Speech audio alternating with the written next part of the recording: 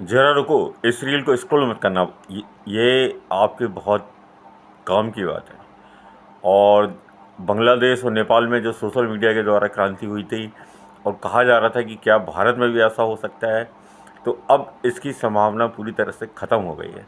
Social media में अब जातिवाद फैल चुका है और सभी अपनी जाति को सर्वश्रेष्ठ बताने की कोशिश कर रहे हैं। स्वर्ण ये कह रहे हैं कि हम श्रेष्ठ हैं और उसमें पंडित कह रहे हैं कि हम सर्वश्रेष्ठ हैं।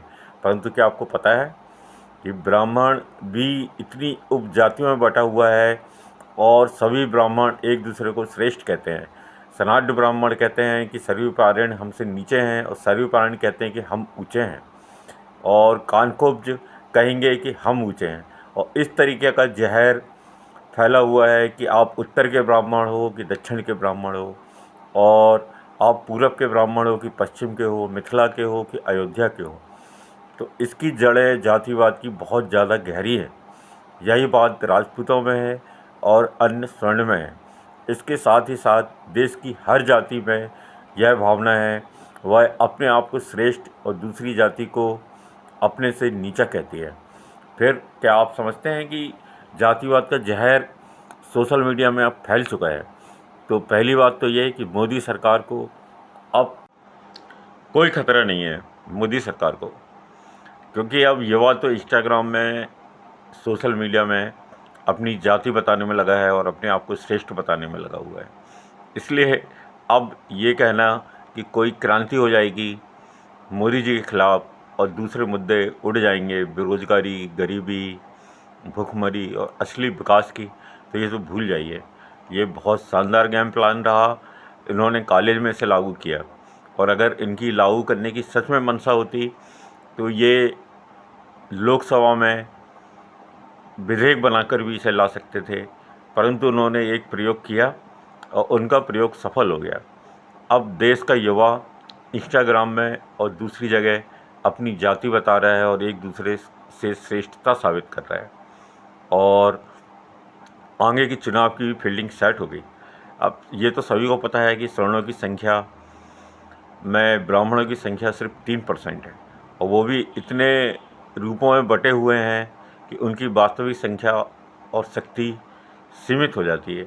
लेकिन लोकसभा में 30% से अधिक इनका प्रतिनिधित्व है, और हर राज्यों में, जैसे उत्तर प्रदेश को लें तो यहाँ पर भी 30% स्वर्ण जाति के विधायक हैं।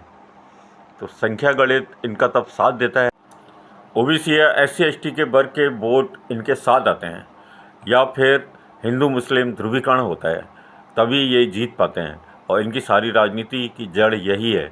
और ब्राह्मणवाद या स्वर्ण जाति वाले लोग हिंदू मुस्लिम का कार्ड खेलते हैं, जिससे कि सारी पिछड़ी जातियां इनके साथ आएँ और अनुसूचित जाति जनजाति यानी SC ST को भी ये हिंदू के रूप में शामिल करते हैं। लेकिन अभी आप देखिए इनका असली चेहरा सामने आ गया है, और सोशल मीडिया में ये अपने आप को स्वर्ण बता रहे हैं, सर्वश्रेष्ठ बता रहे हैं, और बाकी जातियों के लिए किस प्रकार का दुष्प्रचार कर रहे हैं। वैसे बातें जब होती हैं तो दोनों तरफ से होती हैं, इस तरफ से भी लोग कुछ बोलेंगे। लेकिन क्या आपको लगता है कि 85% से अधिक आबादी को छोड़कर स्वर्ण अकेले अपने दम पे सरकार बना लेंगे? और ये आंकड़े सरकार भी जानती है। और यूपी में और दूसरी जगह जो अभी चुनाव होंगे, इसका जहर जातिवाद का जो सोशल मीडिया के माध्यम से फैल रहा है वहाँ भी पहुँच जाएगा, और शायद फिर नए राजनीतिक गणित और समीकरण बैठेंगे। अभी हिंदू मुस्लिम की बात हो रही थी, पर अब जातिगत गणित का खेल खेला जाएगा।